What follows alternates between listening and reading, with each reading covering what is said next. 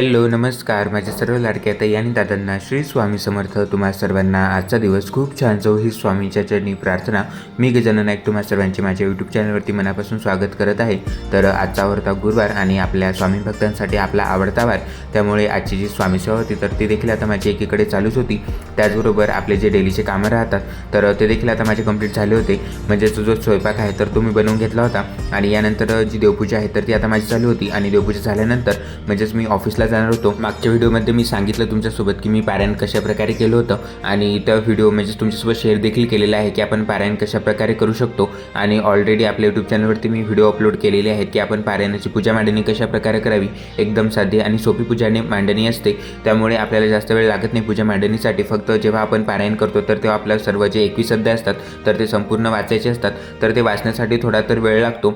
जर तुम्हाला म्हणजेच प्रॅक्टिस असेल तर तुम्हाला म्हणजेच पटपट होऊन जाते। आणि जर तुम्ही म्हणजेच पहिल्यांदा किंवा नवीन असाल स्वामी सेवेमध्ये तर तुम्हाला थोडासा टाईम जास्त लागू शकतो। आणि पूजेची मांडणीची पद्धत आहे तर त्याचा देखील व्हिडिओ आपल्या यूट्यूब चॅनलवरती मी अपलोड केलेला आहे।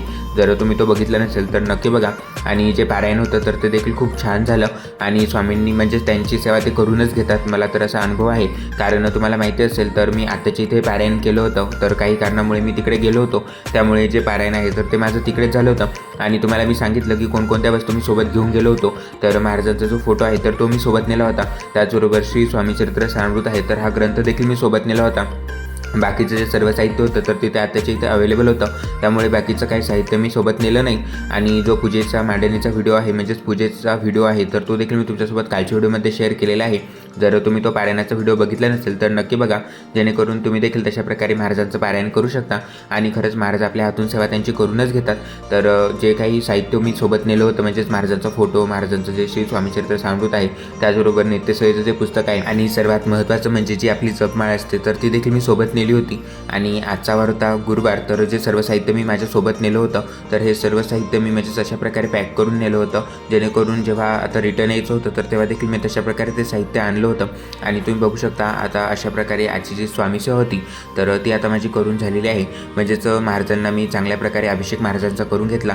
त्याचबरोबर ज्या काही देवतांच्या मूर्त्या आहेत माझ्या देवघरामध्ये तर त्या सर्व देवतांच्या मूर्त्यांचा देखील मी चांगल्या प्रकारे अभिषेक करून घेतला।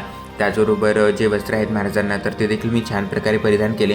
जे महाराजांचं मुकुट आहे तर ते देखील महाराजांनी परिधान केलं। आणि कालच्या व्हिडिओमध्ये हे देखील सांगितलं की जे मुकुट आहेत तर तुम्ही कुठून खरेदी केले किंवा आपण कोणत्या देवांना कशा प्रकारे सजवू शकतो।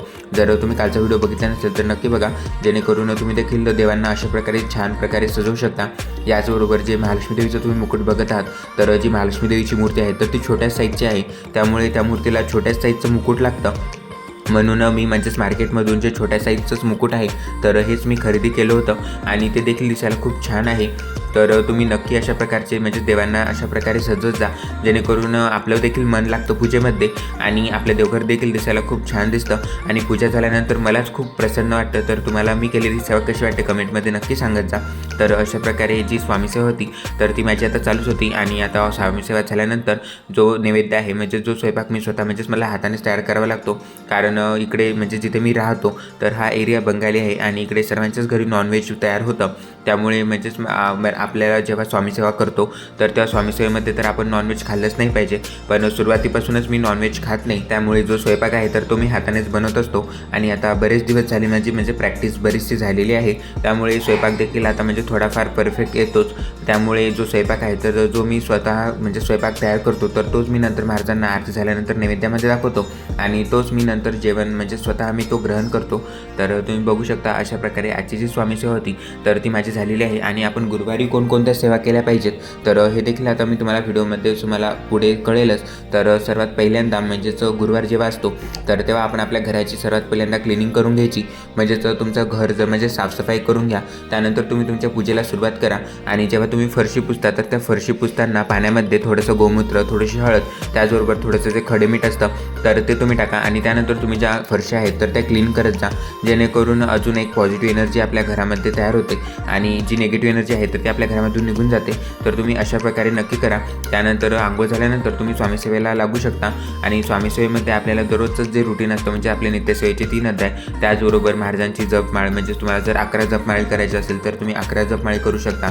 जर तुम्हाला 1 जपमाळ करायची असेल तर तुम्ही 1 जपमाळ देखील करू शकता। म्हणजेच जसा आपल्याला टाईम मिळतो तर तसे आपण जपमाळ करू शकतो।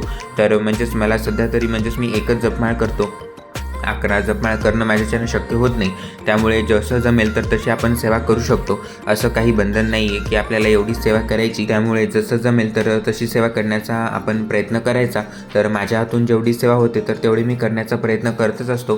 तर गुरुवारी आपण कोणकोणत्या सेवा केल्या पाहिजेत, तर सुरुवातीला आपण जे महाराजांचं श्री स्वामी स्तवन आहे तर हे वाचून घ्यायचं आणि त्यानंतर आपण आपल्या सेवेला सुरुवात करायची. यानंतर जे गणपती बाप्पांचं अथर्व शीर्ष आहे तर हे देखील आपण वाचू शकतो. याचबरोबर श्री पुरुष सूक्त हे आपल्याला वाचायचं आहे. श्री गीतेचा 15वा अध्याय हे देखील वाचायचं आहे. श्री विष्णू गायत्री मंत्र हा देखील वाचायचा आहे.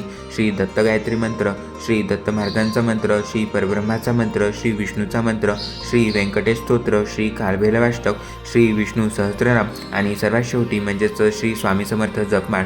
तर जपमाळ या दिवशी तुम्ही आवर्जून करा. जर तुम्हाला शक्य झाले तर तुम्ही 11 जपमाळे देखील करू शकता.